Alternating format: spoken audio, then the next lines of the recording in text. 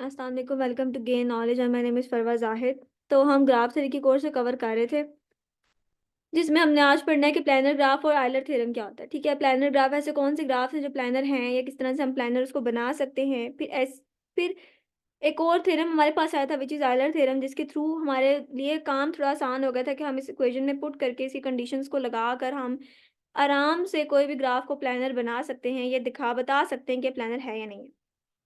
हम देख रहे थे कि पहले हमारे पास प्लैनर ग्राफ की जो डेफिनेशन वो क्या है। प्लैनर ग्राफ क्या होता है कि planar graph, let's suppose a graph is called a planar if it can be drawn in the plane without any edge crossing such a drawing is called a planar. ठीक है, अब वो क्या कह रहे हैं कि आपके पास कोई ऐसा ग्राफ जिसके एजेस आपस में क्रॉस ना कर रहे हो, जिसके क्या एजेस आपस में क्रॉस ना कर रहे हो, तो वो ग्राफ क्या होता है, प्लैनर ग्राफ होता है। ठीक है, आपने एक ग्राफ है जिसके एजेस आपस में क्रॉस कर रहे हैं, आपने उसके एजेस डिफरेंट जगहों से, डिफरेंट एंगल से करके अपने वर्टेक्स से मिला दिया और वापस में क्रॉस नहीं करे, तो आप उस ग्राफ को क्या कह सकते हो, वो क्या है, प्लैनर ग्राफ है। अब जैसे फॉर एग्जांपल मेरे पास क्या है, show that K four is a planar graph. आपने क्या करना है, कंप्लीट फोर जो ग्राफ है आपके पास, आपने वो उठाया। अब देखो इसमें जो दो एजेस हैं वो आपस में क्रॉस करें, एक ये वाला और एक ये वाला आपस में क्रॉस करने। अब आपने इसको ऐसे बनाना है, ऐसे ड्रॉ करना है कि ये दो जो एज हैं वो आपस में क्रॉस ना करें। तो क्या करोगे, मैं ऐसे कर सकती हूँ कि A B C D H, let's suppose मेरे पास वर्टेक्स है, तो मैं ए को जो डी से मैंने अटैच करना है वो मैं अंदर वाली मतलब लाइन ड्रॉ करने की जगह बाहर से ये अपना एज ड्रॉ करके यहाँ से ले आऊँ। तो मैं क्या ऐसे कर सकती हूँ, ग्राफ को कर सकती हूँ। मेन मकसद तो मेरा यही है ना कि ए से डी जो है वो अटैच हो जाए। तो मैंने क्या किया, ए को डी से अटैच कर दिया बाहर की तरफ से। अब मुझे बताओ क्या इसमें से कोई ऐसा एज है जो क्रॉस कर रहा हो? नहीं कर रहा।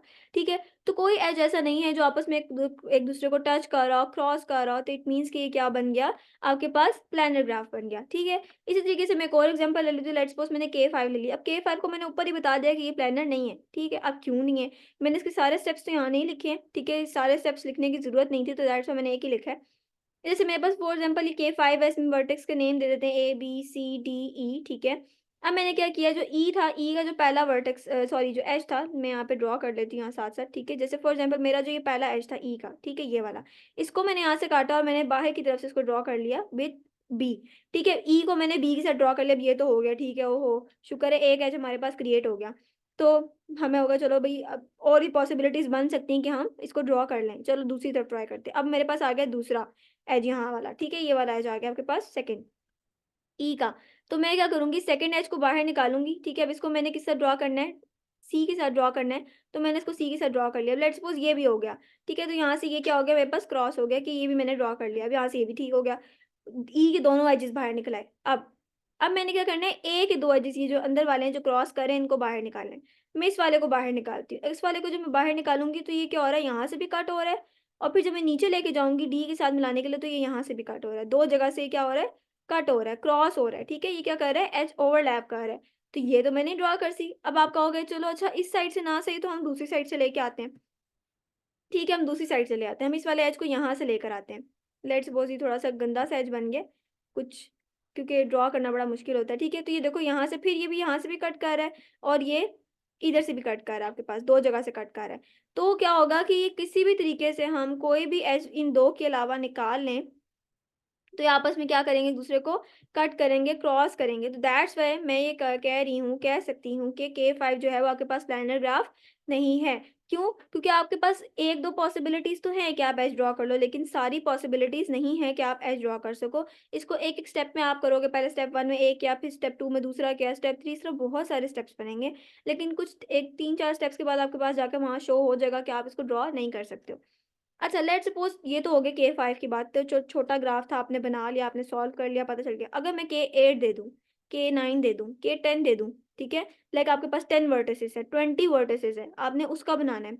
फिर क्या करोगे? फिर तो एक-एक एज को काउंट करते रहोगे, बीच में इतने एजेस मिस हो जाएँगे। तो इस चीज़ को आसान बनाने के लिए हमारे पास आया था आयलर थ्योरम, ठीक है? जिसमें आपके पास अगर आपने रीजन फाइंड करना हो तो ये इक्वेशन है, अगर आपने रीजन फाइंड करना हो, किसी भी ग्राफ का रीजन फाइंड करना हो तो आपने क्या करना है, R equals to E minus V plus 2, मतलब एजेस माइनस वर्टिसेस प्लस 2। और अब आपको मैंने बताया था कि आप ग्राफ को प्लानर कैसे शो कर सकते हो, by using these two equations, ठीक है। या तो आप ये वाली इक्वेशन लगाओ या तो आप ये वाली इक्वेशन लगाओ। मैं जो इस लेक्चर में समझाऊंगी, ठीक है, इस वीडियो में, वो मैं आपको इस इक्वेशन के थ्रू बताऊंगी कि प्लेनर ग्राफ होता है या नहीं होता।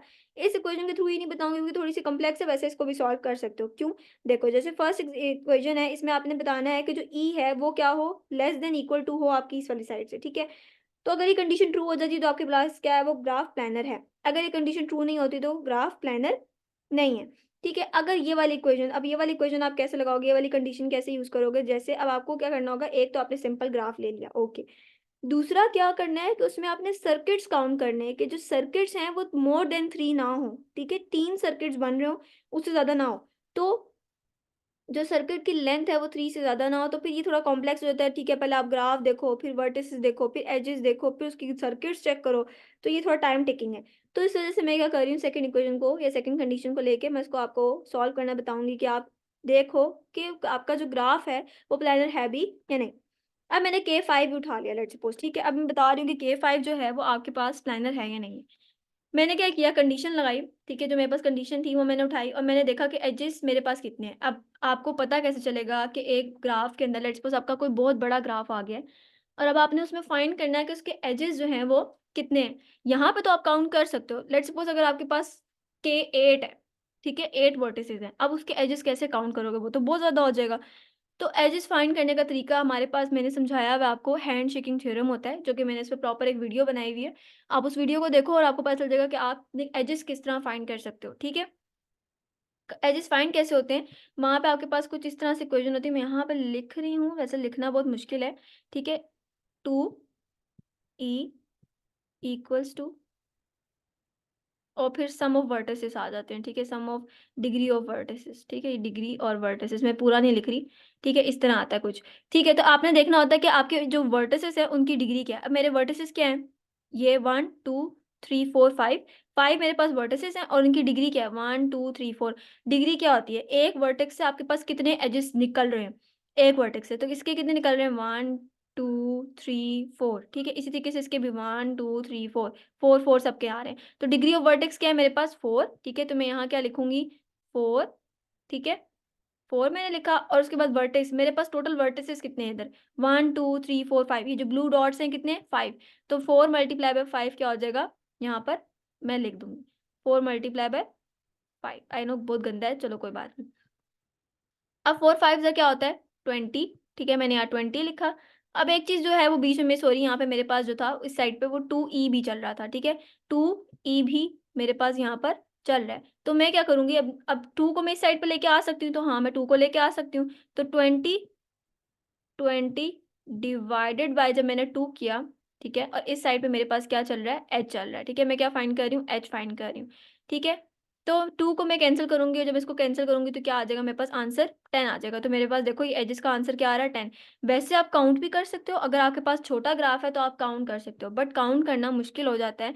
तो by using hand shaking theorem आप एजेस निकाल सकते हो। देखो यहाँ पे एजेस निकला है इस ग्राफ के, आप किसी भी ग्राफ के एजेस इस तरह से फाइंड कर सकते हो। अगर ये मेरी चीज़ समझ ना आई हो तो आप हैंड शेकिंग थ्योरम की वीडियो मेरी जाके देख सकते हो, वहां से आराम से समझ आ जाएगी।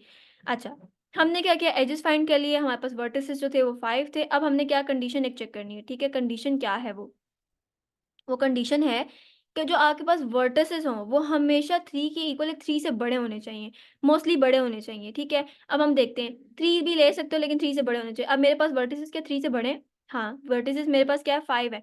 तो मतलब कि जो ये ग्राफ है इसको मैं ले सकती हूँ, इसको मैं इक्वेशन में पुट कर सकती हूँ और उसको मैं सॉल्व कर सकती हूँ, ठीक है। अगर लेट्स सपोज मेरे पास एक ये ग्राफ है, ये यहाँ पे 2 नोड्स हैं और एक लाइन ड्रा हुई हुई है, एक एज ड्रा हुआ है, क्या मैं इस ग्राफ को शो करा सकती हूँ प्लानर है या नहीं है। ओ भाई, इसके अंदर जो एजेस हैं वही 2 हैं और कोई और एक, सॉरी, जो वर्टिसेस हैं वो 2 हैं और एक एज है, तो उसको मैं प्लानर, क्या मतलब है ही नहीं, प्लानर एक ही एज है।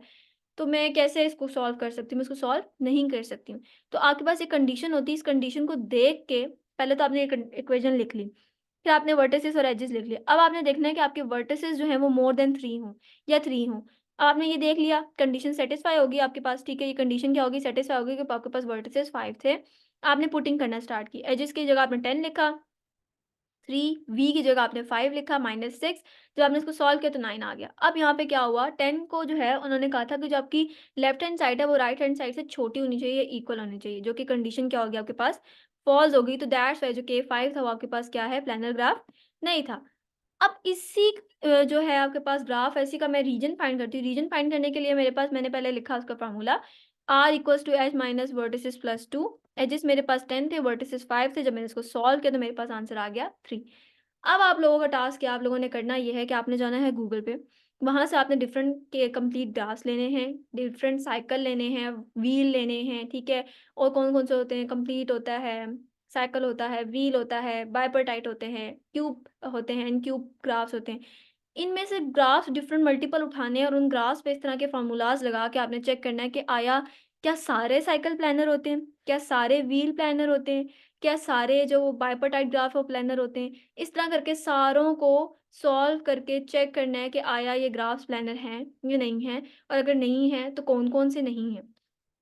ठीक है? तो आज की हमारी वीडियो यहीं तक थी। आई होप सो आपको समझ आई होगी, और अगर आपको मेरी वीडियो अच्छी लगी हो तो kindly like my video and subscribe my channel. Thank you so much and अल्लाह हाफ़िज़।